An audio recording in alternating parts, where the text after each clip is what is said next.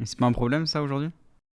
Oh si, Justement? ça poserait problème. Qu'aujourd'hui, quand on est policier, on est obligé de transgresser la loi On pour n'est pas obligé, hein. empêcher. C'est pas, je te Je dis vais pas loin, que je vais très loin en tu disant vas ça, très mais. loin, voilà, c'est pas tous les jours qu'un policier transgresse Mais la est-ce loi, sinon que, après ce serait quand même un peu, mais est-ce que c'est pas voilà. problématique ça, aujourd'hui?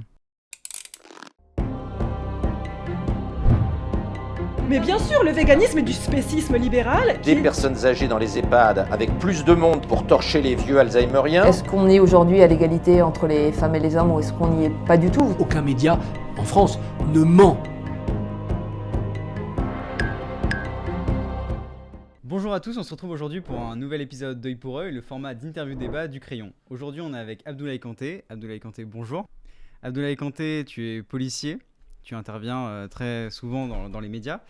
Je veux commencer cette interview avec une question d'actualité. Je ne sais pas si tu as vu samedi soir l'interview d'Éric Zemmour. À un moment donné, il a évoqué le fait d'avoir des noms français. Est-ce que toi, en tant que citoyen français, policier, est-ce que ça te choque, une phrase comme ça? Alors, il faut savoir que Éric Zemmour, ça fait 10 ans qu'il reparle toujours de cette problématique, on va dire, du prénom, parce que c'est une problématique pour lui au niveau, voilà, le prénom à consonance étrangère. Donc ça fait 10 ans, donc du coup, si tu veux, c'est du réchauffé. T'as remarqué que je m'appelle Abdoulaye, et donc voilà, et que j'ai un C'est prénom. pour ça que je pose la question. Exactement. Donc, oui, je lui ai dit par ailleurs que je m'appelle Abdoulaye, et un prénom, en fait, ne fait pas. La France ne doit pas que sa valeur au prénom. La France, elle doit aussi sa valeur à des personnalités qui l'ont rendu fier. Je prends l'exemple, tu as des personnalités, ouais, dans le milieu du sport, Zinedine Zidane, quand même, qui est une personnalité qui a fait l'histoire de France. D'ailleurs, dans l'interview, Éric Zemmour disait qu'il préférait qu'il s'appelle Jean Zidane plutôt que Zinedine Mais Zidane. justement, au nom de quoi? Au nom de quoi? Parce que Éric Zemmour, en fait, il fait référence à une loi napoléonienne qui date des années 1800 et qui a été abrogée en 1993. C'est-à-dire qu'à partir de 1993, on avait le droit on avait la liberté de choisir le prénom. Mais est-ce qu'il serait capable de dire cela, par exemple, à un collègue à moi, Abel Merabet, qui a été tué, qui a versé le sang pour la France, Imad Ben Ziaten, qui est mort aussi, en versant le sang pour la France. L'identité française, c'est aussi nous. C'est aussi des personnes qui viennent de l'étranger, mais qui ont œuvré pour la France. Et tu es policier, est-ce que justement tu t'es senti toi discriminé par ton prénom par exemple? Disons que tu sais que dans la police, en fait, c'est quand même un gros vecteur aussi d'intégration, parce qu'il faut savoir que la police a vraiment changé au niveau identité, parce qu'on a recruté énormément on va dire, des personnes entre parenthèses d'origine étrangère, mais qui sont français. Et voilà, et je pense qu'avec tous mes collègues qui sont, on va dire, qui ont un prénom, on va dire, d'origine étrangère, on s'est senti, je dirais, blessés, parce que t'as des Abdoulaye, t'as des Mamadou, t'as des Mohamed, t'as des Ly et tout ça. Donc toutes ces personnes-là, c'est aussi la France. Donc il faut pas non plus se tromper aussi. Il n'y a pas une grande partie, je sais pas, hein, je connais pas trop, je suis pas policier, mais il n'y a pas une partie des policiers justement qui pensent comme Éric Zemmour? Tu sais, la politique, encore une fois, c'est pas le problème, on va dire, du policier. Le policier, il sert toutes sortes de populations. Donc tu peux comment dire, d'extrême droite ou d'extrême gauche, centriste, etc. Personne, on s'en fout. Tu sais, les convictions, c'est personnel.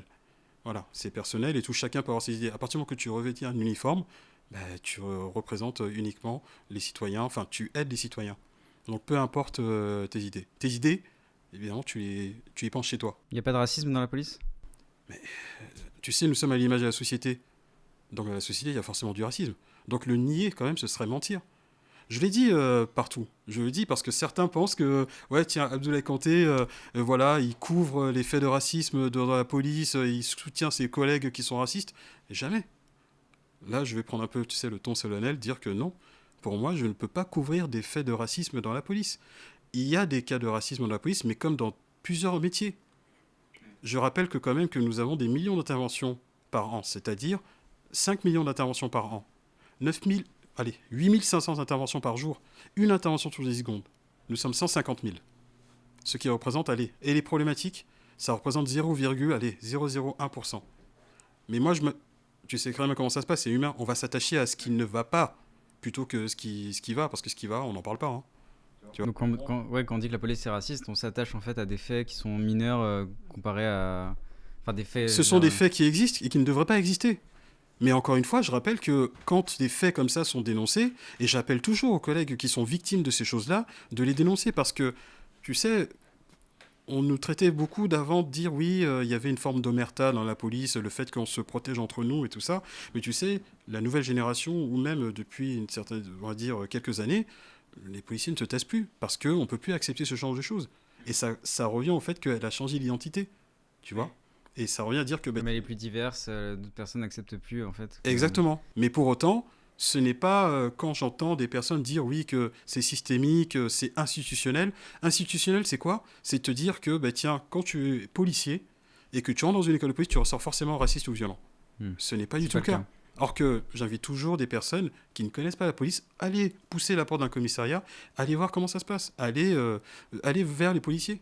Le policier ne doit pas être vu comme cette personne qui est censée faire peur.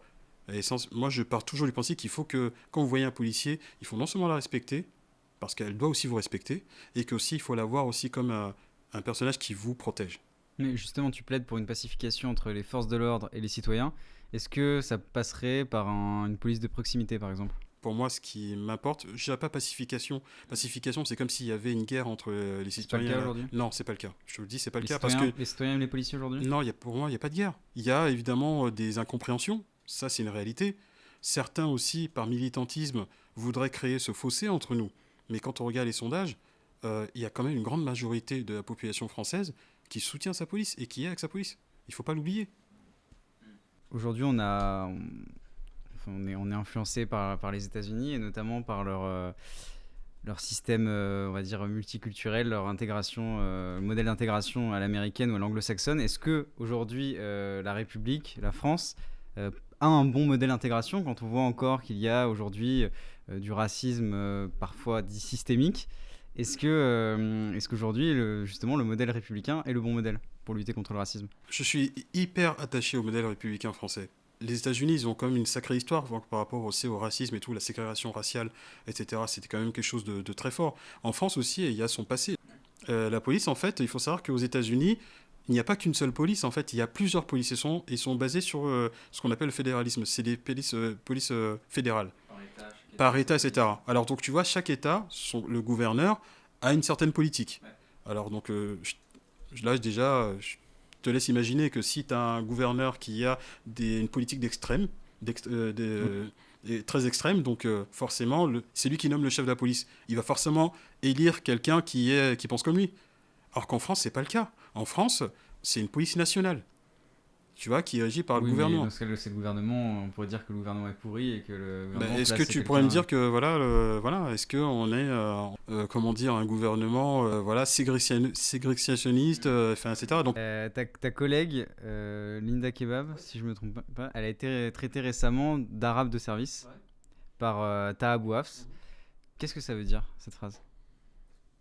Arabe de service comme nègre de maison, parce que je suis traité aussi pareil de la sorte et tout. Et... T'as déjà été traité de nègre de maison? Bon, écoute, je pense que, tu sais, quand certains, tu vas sur les réseaux sociaux, on me traite à partir du moment que si je commente un truc tout de suite, tiens, il y a le nègre de maison qui est sorti, ou comme Linda Kebab et tout, et je voudrais quand même aussi lui rendre hommage aussi, parce que c'est une femme qui est très courageuse, et aussi, et comme d'autres aussi, comme d'autres collègues aussi, qui...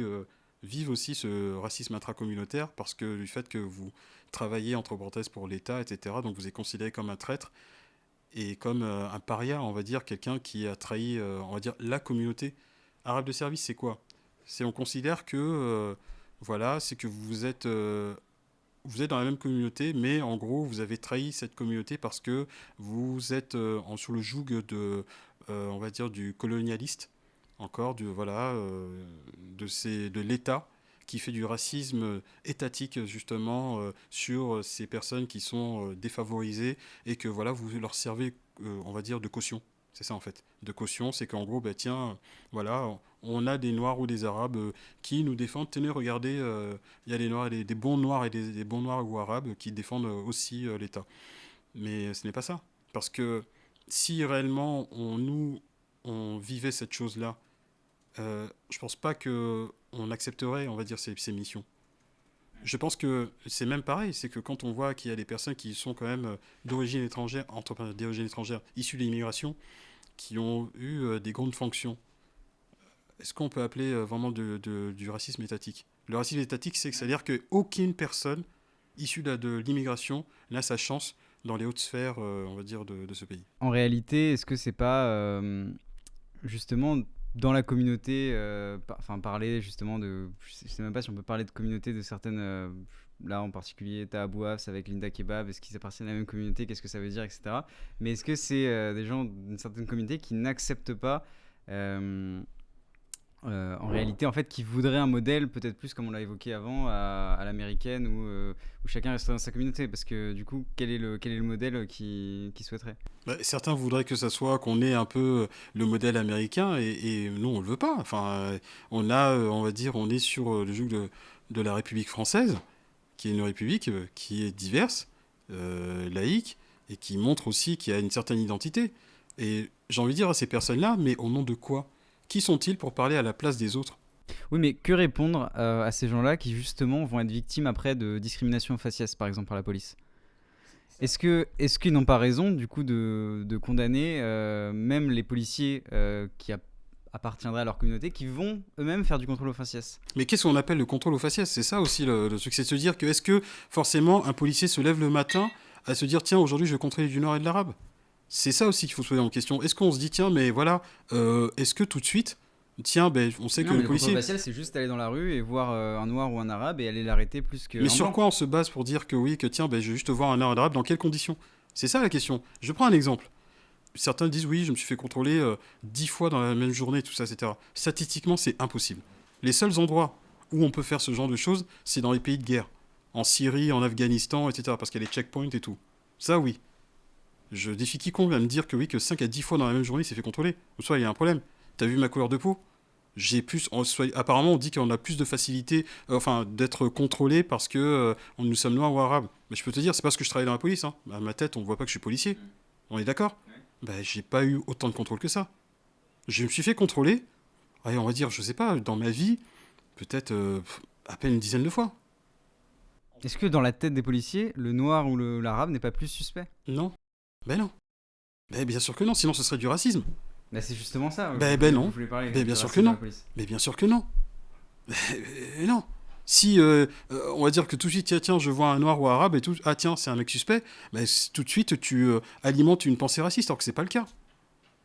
Ce n'est pas du tout le cas. Après, je prends un exemple. Quand tu sais que des collègues vont dans les quartiers, ou on va dans les quartiers, c'est pas de la faute, on va dire, d'une partie de l'immigration qui sont là-bas, parce que ça s'est ghettoisé, ils ont été parqués socialement là-bas, et ça, c'est pas de notre fait, ni de leur fait à eux. Mais il n'y a pas de statistiques qui le dit, mais parce que les statistiques ethniques, c'est interdit en France. Tu vois, c'est interdit en France. T'es pour ou contre? Il y a un débat. Parce que peut-être aussi que ça permettrait aussi de mettre du factuel sur certaines choses, mais d'un côté aussi, ça pourrait faire aussi une forme aussi de... peut-être de... j'ai pas de discrimination, mais une forme d'amalgame, etc. Tu vois, donc, or qu'aux États-Unis, ils le font. Mais c'est une autre mentalité. Mais est-ce que l'État aujourd'hui en fait assez?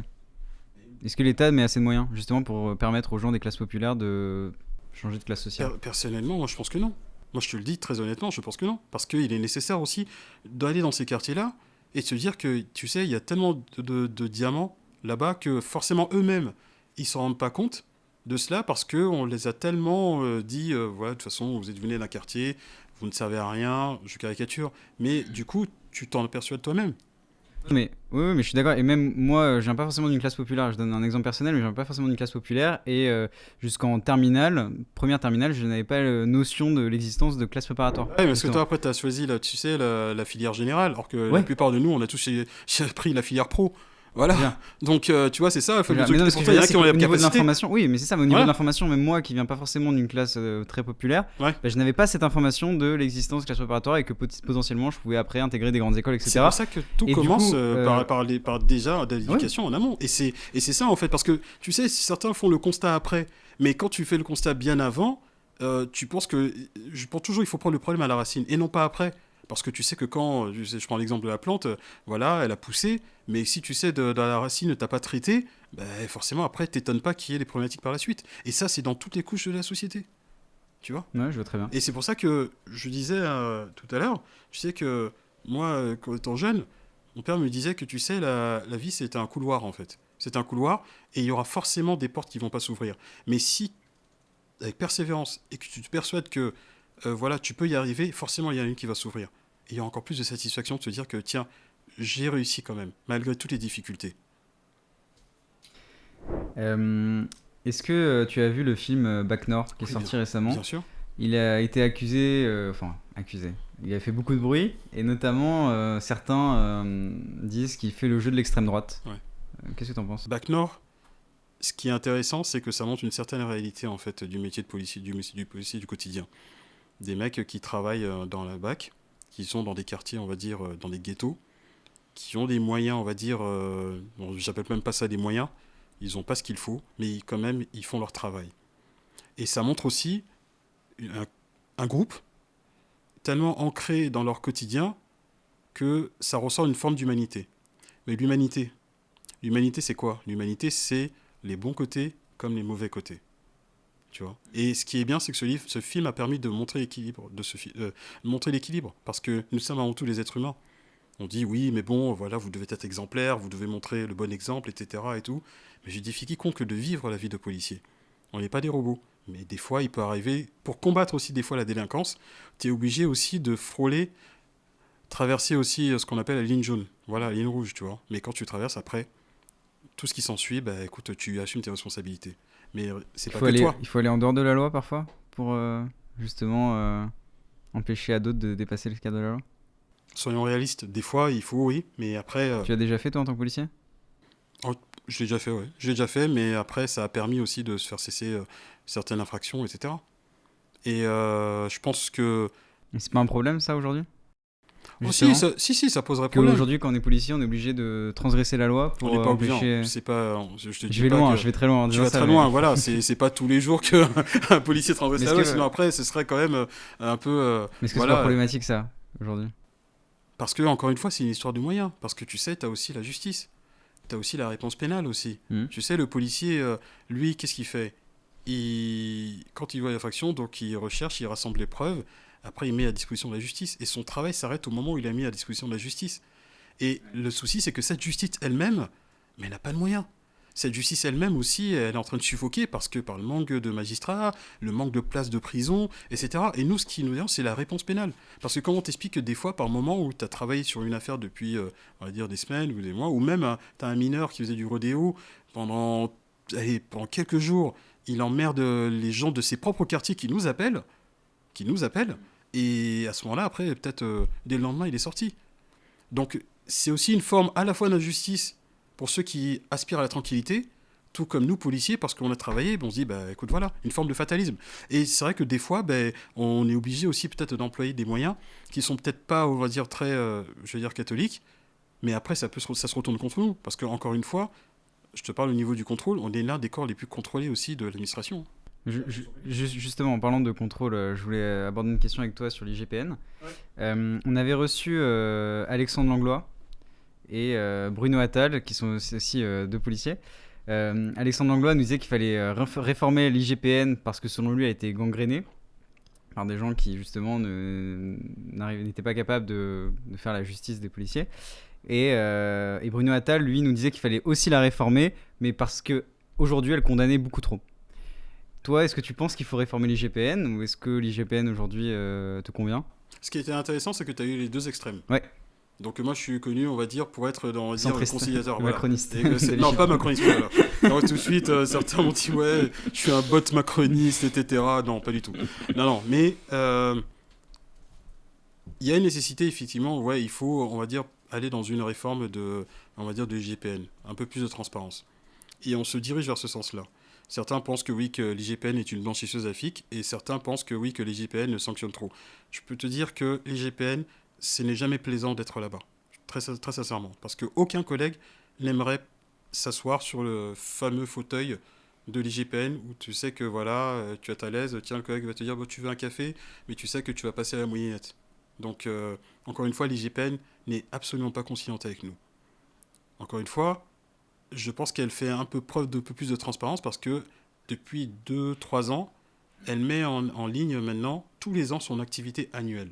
Chose qui n'arrivait pas il y a quelques années, quand même. Et c'est marrant que ça se connecte en même temps avec la méfiance plus grande que les gens envers la police. Tu sais, la méfiance, je dirais que certains en sont en train de l'instrumentaliser. Il y a des gens qui aiment bien instrumentaliser cette méfiance. Après, ça, c'est par idéologie politique, etc. Mais au quotidien, quand tu fais le 17, est-ce que tu vas te dire, tiens, écoute, je vais appeler la police, tiens, puis ça se trouve, c'est un raciste qui va venir. Est-ce que quand tu fais le 17, tu te dis que, tiens, tu es en détresse? Est-ce que quand tu es dans la rue, tu te dis, tiens, les policiers sont là, ils sont intervenus, ils sont venus rapidement, etc. Et quand tu vas dans un commissariat, effectivement, je vais rejoindre tout le monde. Oui, c'est une problématique quand tu attends des heures dans un commissariat pour déposer plainte pour comment dire, je sais pas, un vol de vélo ou je sais pas, un pare-brise cassé, etc. Ça, oui. Malheureusement, c'est notre service public qui est comme ça et qui, justement, essaie de s'améliorer. Il y a des dispositifs qui font en sorte pour qu'on puisse s'améliorer par rapport à ça. Mais, encore une fois, pour revenir au contrôle, l'IGPN, je pense pour moi, a encore des efforts à faire de plus de transparence.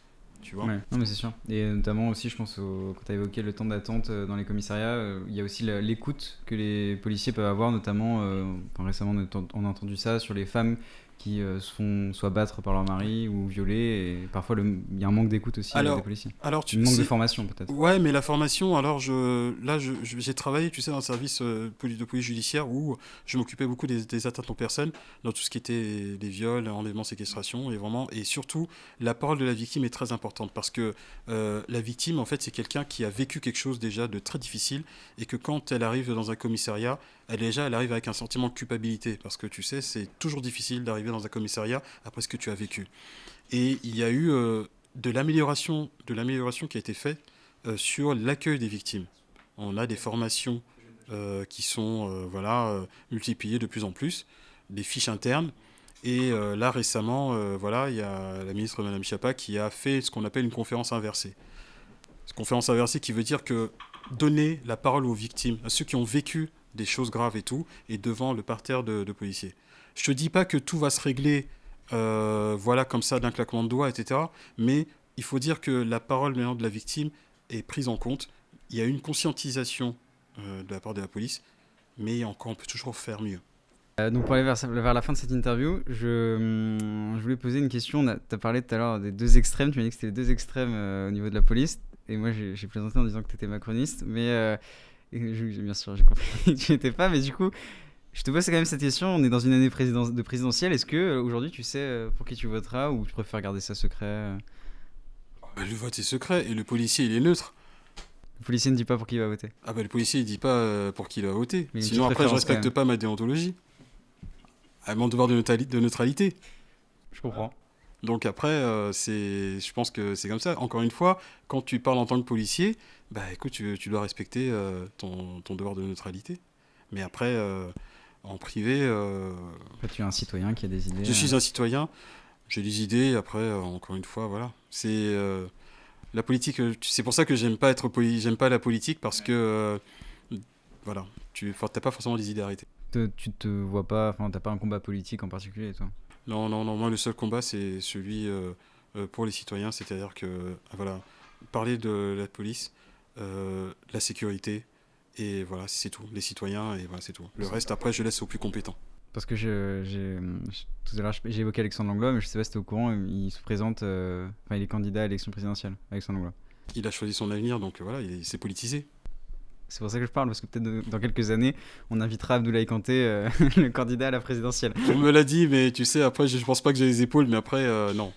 Non, après, tu sais, voilà, j'ai 43 ans, j'ai encore, je pense, on va dire, beaucoup de choses encore à vivre, encore à apprendre, mais après, la politique, aujourd'hui, je te le dis, non, c'est pas pour moi.